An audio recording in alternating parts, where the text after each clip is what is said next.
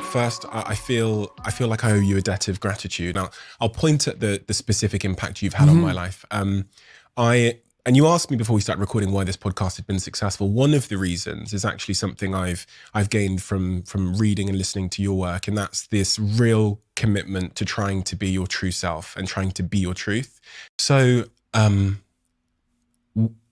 I believe it's really difficult to truly connect with someone if you're not speaking and being your truth. I think I was wearing a mask in my relationships in the context of I didn't express how I was thinking and feeling. I was trying to be who I thought my partner wanted me to be.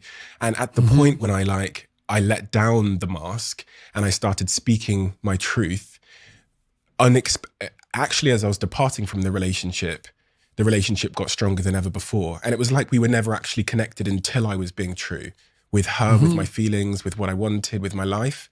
And since then, I would categorize my relationship as being the strongest thing I've ever seen in terms of a romantic connection with someone. And so when you were starting to talk in your relationship in a more truthful manner, what did that mean that you had to admit? I mean, you just said that part of it was a disconnect between who you were trying to be and who you really were. So that's a persona issue, right? So you think maybe, and everyone has this proclivity to some degree, is they're deeply self-conscious and uncertain. And so instead of allowing the person they're with to connect with that underlying uncertainty and inadequacy, they act out a persona. Yeah. And then the problem is that, well, perhaps the person falls in love with that persona, but there's no real connection there. It's an artifice. And then the real person underneath is just desperate and unhappy because nothing of what's being acted out reflects a true underlying reality.